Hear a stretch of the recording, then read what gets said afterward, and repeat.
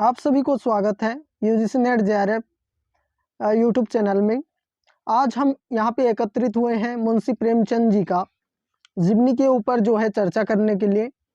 और यहाँ पे मुंशी प्रेमचंद जी का जन्म के साथ साथ उनके साहित्य कृतित्व के ऊपर जो है चर्चा करेंगे। हम जानते हैं कि हिंदी साहित्य जगत में मुंशी प्रेमचंद जी एक मूर्धन्य साहित्यकार रहे हैं। और मुंशी प्रेमचंद जी का जन्म के साथ साथ प्रारंभ करते हैं।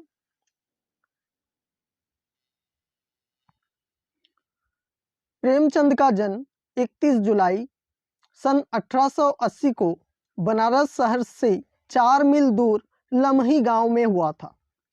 आपके पिता का नाम अजायत राय था। वह डाक खाने में मुंशी नौकर के तौर पर काम किया करते थे।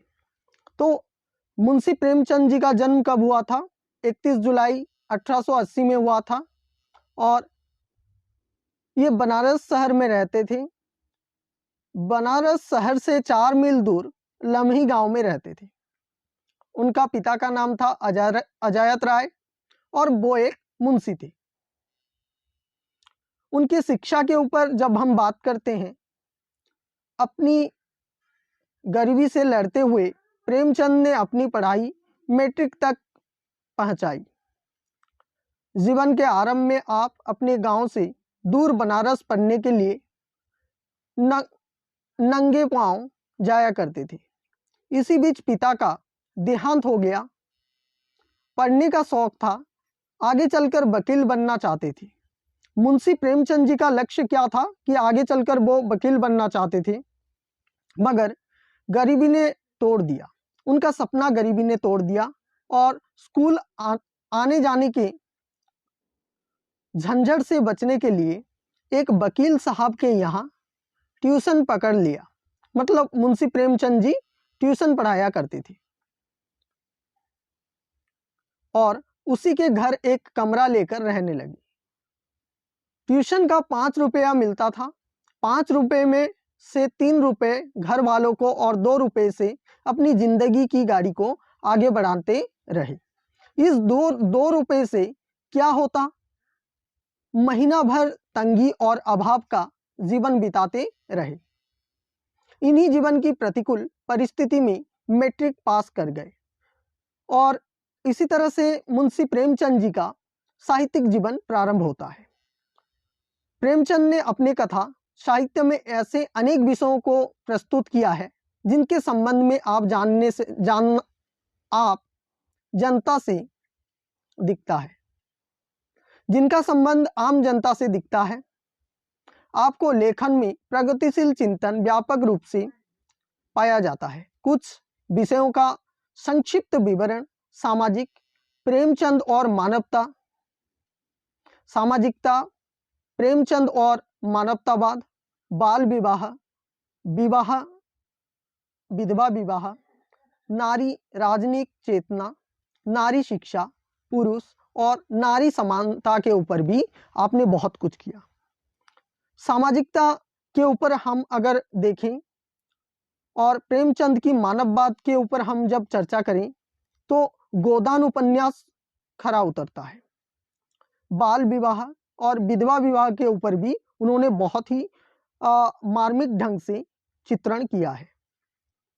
नारी की सामाजिक चेतना और नारी शिक्षा के ऊपर बहुत ही महत्वपूर्ण के साथ उन्होंने कार्य किया है। नारी शिक्षा कितना महत्वपूर्ण स्थान रखता है हमारे भारतीय समाज में, आपको पता ही होगा। पुरुष और नारी में समानता यह अत्यंत ही जरूरी है। उनका शादी के बारे में हम अगर बात करें तो आपके पिता ने केवल 15 साल की आयु में आपका विवाह करा दिया। पत्नी उम्र में आपसे बड़ी और बदसूरत थी। पत्नी की सूरत और उसके जबान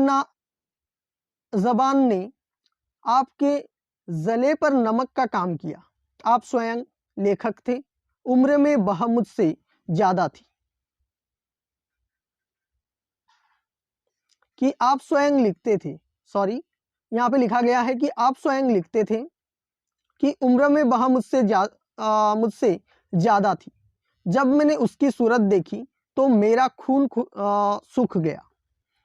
उसके साथ साथ जबान की भी मीठी ना थी। आपने अपनी शादी के फैसले पर पिता के बारे में लिखा है कि पिताजी ने जीवन के अंतिम सालों में एक ठोकर खाई और स्वयं तो गिरे ही, साथ में मुझे भी डुबो दिया। मेरी शादी बिना सोचे समझे कर डाली।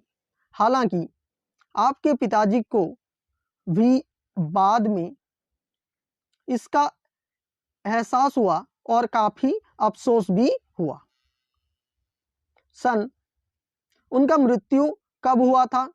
सन 1936 ईस्वी में प्रेमचंद बीमारी में लड़ने लगे। उनका जो है बीमार में पड़ने लगे। अपने आपने इस बीमारी काल में ही प्रगतिशील लेखक संघ की स्थापना की। ये एग्जाम में पूछा जा सकता है कि प्रगतिशील लेखक संघ की स्थापना किसने की थी? तो आप बोल सकते हैं कि किसने किया था? कि मुंशी प्रेमचंद जी ने किया था। आर्थिक कष्टों तथा इलाज ठीक से ना कराए जाने के कारण 8 अक्टूबर 1936 में आपका देहांत हो गया और इस तरह वह दीप सदा के लिए बुझ गया जिसने अपनी जीवनी की बत्ती को कण कण जलाकर भारतीयों का पथ आलोकित किया था। इस तरह से हमने एक जो है रत्न खो दिया हिंदी साहित्य जगत की धरातल पर।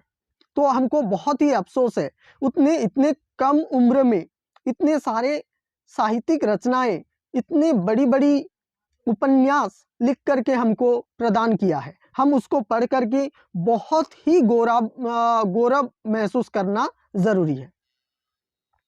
उनका बहुत ही कालजयी रचनाएं क्या क्या है? प्रेमचंद की रचनाओं का संसार।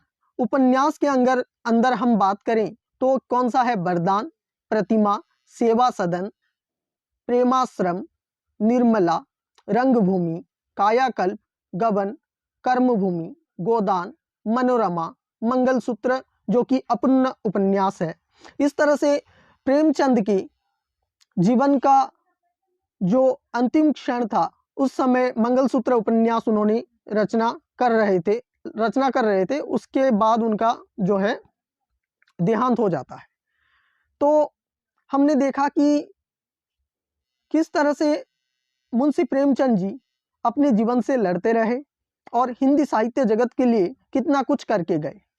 हमने पहले से फिर से रिवाइज कर लेते हैं कि मुंशी प्रेमचंद जी के हमने क्या क्या देखा, कि उनका जन्म के बारे में देखा, उनकी शिक्षा के बारे में देखा और उनके शादीशुदा जीवन कैसा रहा वो देखा और उनकी आखिरी में मृत्यु को से परिचित हुए और कुछ जो है महत्वपूर्ण उपन्यास आज हमने देखी। तो आपको इस तरह का वीडियो चाहिए या मेरा कंटेंट आपको अच्छा लग रहा होगा तो लाइक, शेयर एंड सब्सक्राइब करना ना भूलें। तब तक के लिए धन्यवाद।